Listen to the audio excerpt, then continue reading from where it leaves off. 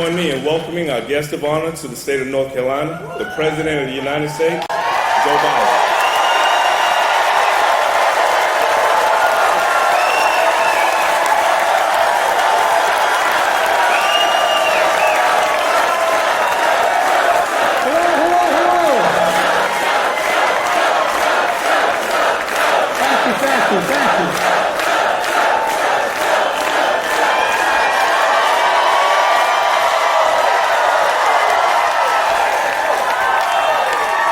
Thank you, North Carolina.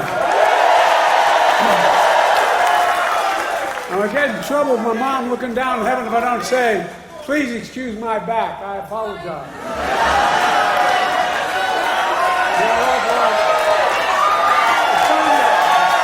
It's good knowing you have my back.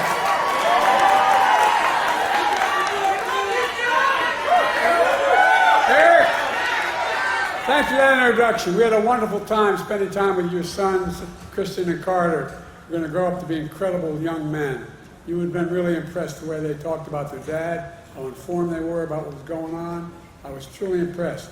And I ate 2 hamburgers. A special thanks to Roy and Kristen Cooper. Roy, you've been a great governor.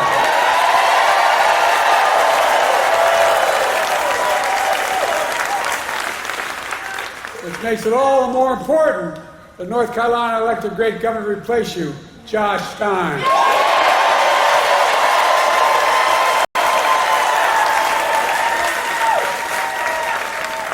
And when I'm re-elected again with your help, I want you to know that I'm not promising not to take Roy away from North Carolina. Where they're coming out, I don't know.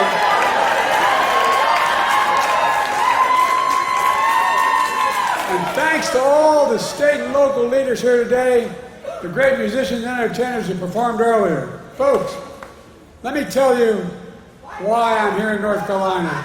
I'm here for what?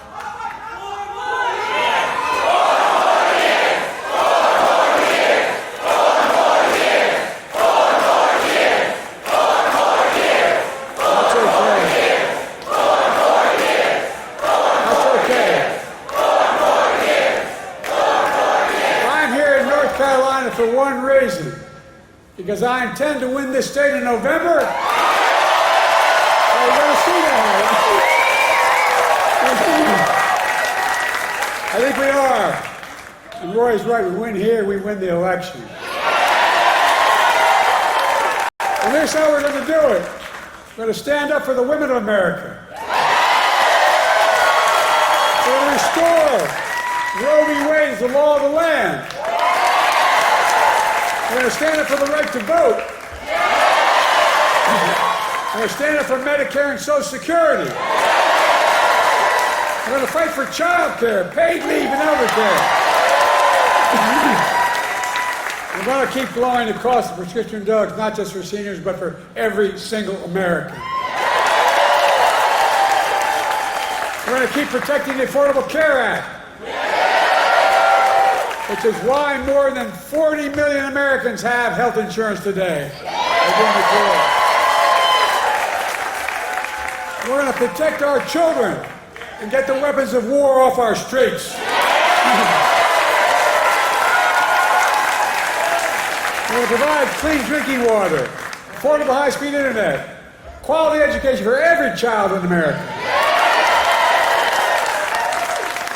We're going to secure our border and protect legal immigration. And unlike the other guy, we're going to stand up to dictators like Putin, because America bows to no one ever. Folks, and we're going to keep dealing with the climate crisis.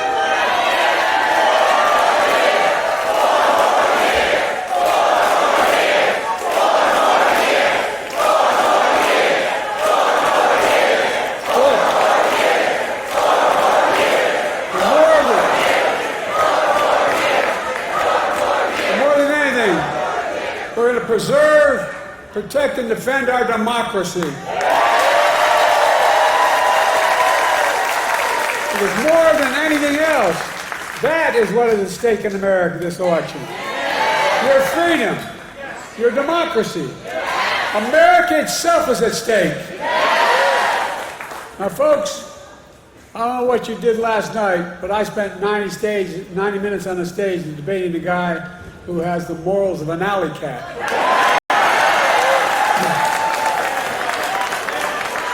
Did you see Trump last night?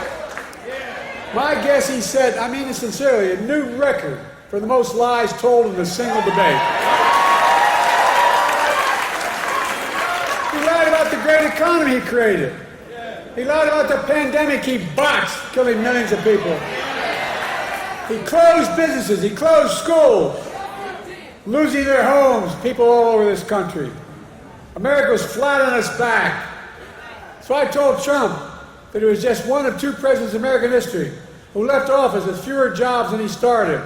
Herbert Hoover was the other one. That's why I call him Donald Herbert Hoover Trump.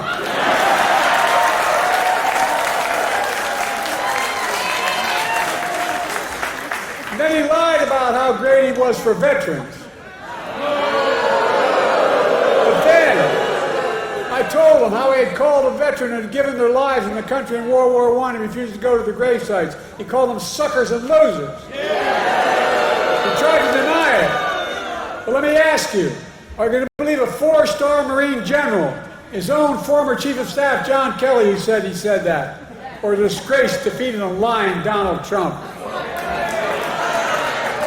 My son was one of those people, not in World War I, but in the folks, look, how about the fact that 44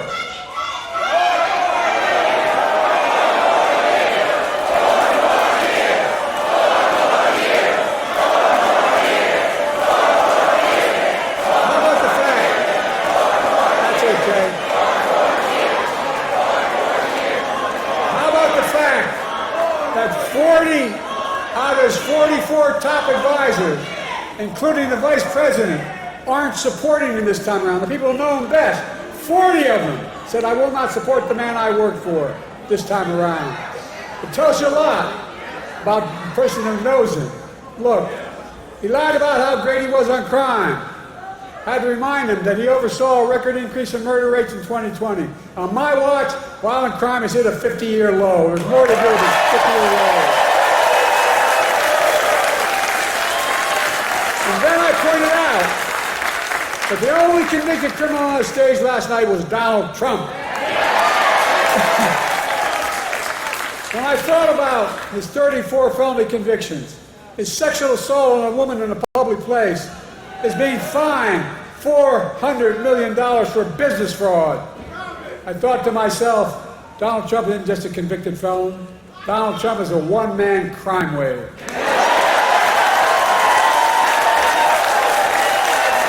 He's got more trials.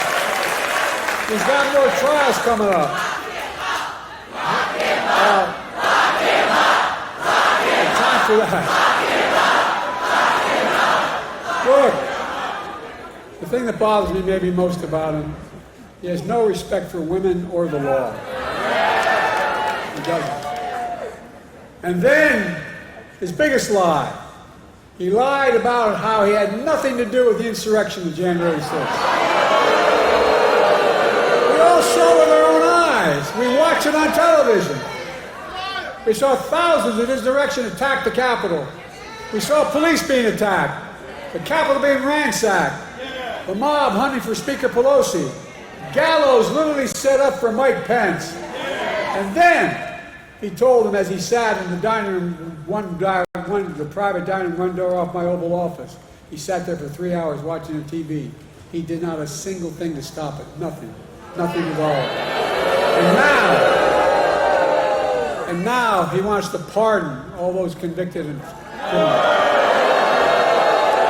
But folks, for all his lies, we learned some important truths about Donald Trump last night. We learned he's still proud of being the person who killed Roe v. Wade. We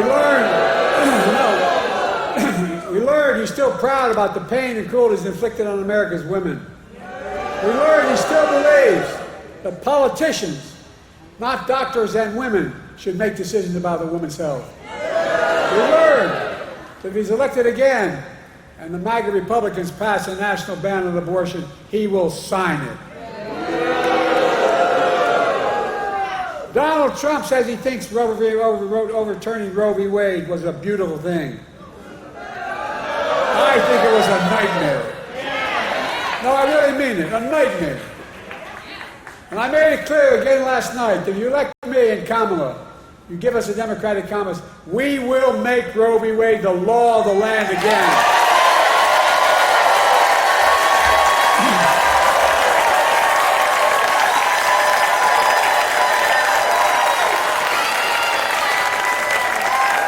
He continued to lie. He said, I quadruple taxes. Where the hell has he been? Which is a simple lie. I didn't raise a tax on anyone in America who they made less than $400,000 a year. And I won't in my second term either. We learned with Trump, who had the largest deficit of any president in 4 years because of a $2 trillion tax cut to the super wealthy. We learned that Trump wants to give another giant tax cut for the very wealthy and the biggest corporations. This time, $5 trillion, not a joke, $5 trillion. To pay for it, he's going to cut Medicare and Social Security. He'll cut health care. He'll do it all. The millions of working and middle-class Americans all pay for another tax cut for the very wealthy. Then, to add insult to injury, he wants to raise taxes on the average family $2,500 a year. What amounts to a new 10% sales tax on all products imported in America. That's his new plan. For food, coffee, candy bars, and so much more. It's going to raise the taxes on the average family $2,500 a year. The most dangerous thing, though, we learned that Donald Trump will not respect this year's election outcome. He's still not respecting the last time out. Well, think about it. Every court in Nan ruled that it was a fair election. He's still denying it, still telling lies. 3 times Trump was asked last night by the moderators, would he respect the election results if he lost this time? 3 times he refused to answer. 3 times. Folks, Donald Trump refused to accept the results in 2020. We all saw what happened on January the 6th. It's a direct consequence of that. It was an international embarrassment. By the way, as I go to these international meetings, I know every major world leader, and I literally, because I've been around, as you might have noticed. But they asked me, did he really mean this? Was this real? It caused a constitutional crisis and international embarrassment. Now, Trump is making it clear that if he doesn't win this time, there will be, in his words, bloodshed. No president has ever said anything like that. No president. His words, not mine. We're going to let Donald Trump attack our democracy again? I don't think so. Folks,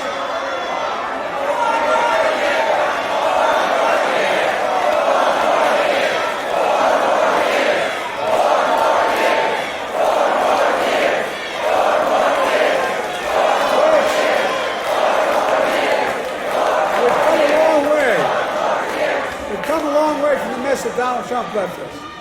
We came out of the pandemic. We're a long way from where Donald Trump telling us to inject bleach in our skin. That COVID is not that dangerous. Today we have the strongest economy in the world without exception. 15 million new jobs. 800,000 manufacturing jobs. Unemployment under 4% for a record 2 years in a row. Historic black and Hispanic unemployment down. Historic creation of small businesses in black and all communities across the nation, particularly in rural areas. Historic economic growth. Inflation has dropped from 9% to 3% and is still going down. I know we have more to do to get prices down. We have to take on corporate greed. They're making twice the profit they were before the pandemic. We got to make housing more affordable, provide child care, make the tax code fair. 16 Nobel winners of the economic Nobel Prize have looked at my economic plan this week. They've issued a report. And Trump's plan. Here's what they concluded. They said that my plan would continue to grow the economy and bring down inflation. 16 Nobel laureates. And that Trump's plan would send the nation into recession and inflation soaring through the roof. Don't take my word for it. Folks, let me close with this. I know I'm not a young man. State the obvious. Well, I know.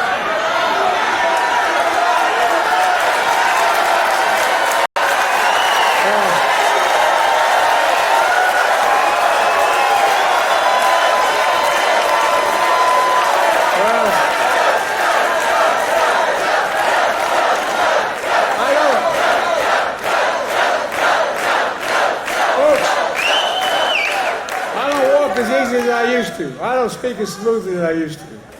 I don't debate as well as I used to. But I know what I do know. I know how to tell the truth.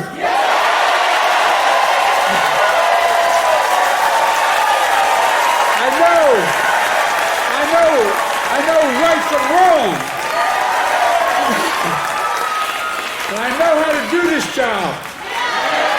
I know how to get things done. And I know, like millions of Americans know, when you get knocked down, you get back up.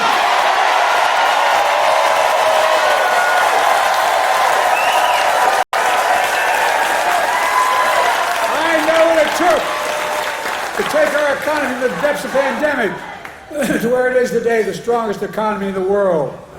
I know what it'll take to bring this economy to everybody. I know what it'll take to rally the world to stand up against Putin and defend freedom, not yield to him. And I know what it'll take to keep the world safe and free for the years ahead. Folks, I give you my word as a Biden, I would not be running again if I didn't believe with all my heart and soul I can do this job. Because quite frankly, the stakes are too high. The stakes are too high.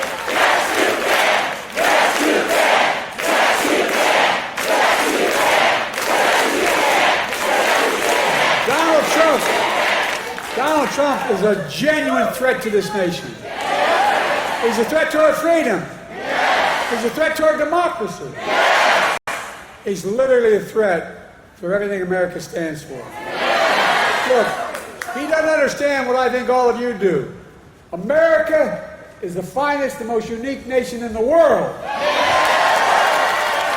We're the only nation in the world, and I mean this sincerely, it's a fact statement, not a hyperbolic statement, it's fact. We're the only nation in the world built on an idea. All the nations built on ethnicity, geography, and other religion, but we're built on an idea that we're all created equal. Deserve to be treated equally throughout our lives. We've never fully lived up to it, but I'll be damned in the year 2024, just 2 years before the 250th anniversary of our Declaration of Independence, that I'll let Donald Trump walk away from it.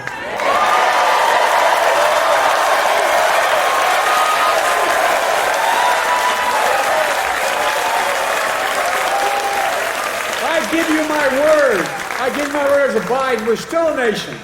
I believe we're still a nation that believes in honesty and decency and treating people with respect.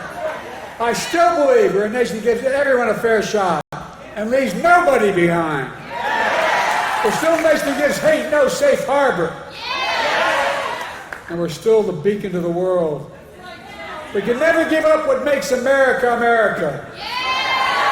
Donald Trump is motivated by revenge and retribution. Well, revenge and retribution never build a damn thing. You and I, we Americans are a nation of hope, optimism, and possibilities. That's what always built America. That's going to continue to build America today.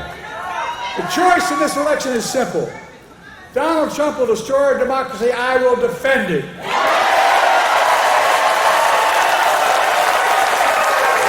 So, folks, are you with me? Donald Trump's the first president I've heard of stood up there running for president, having been one term, saying, America's a failing nation. Where the hell does he think he is? I'm serious. A failing, I don't know, a president wouldn't trade places with America in a heartbeat. He's dead wrong. America's not a losing nation. America's winning. As I stand here today, I can honestly say I've never been more optimistic about America's future in my whole career. We just have to remember who we are. We're the United States of America. There is nothing beyond our capacity, nothing when we act together. We've got it. So may God bless you all, and may God protect our troops. Let's go get them, North Carolina.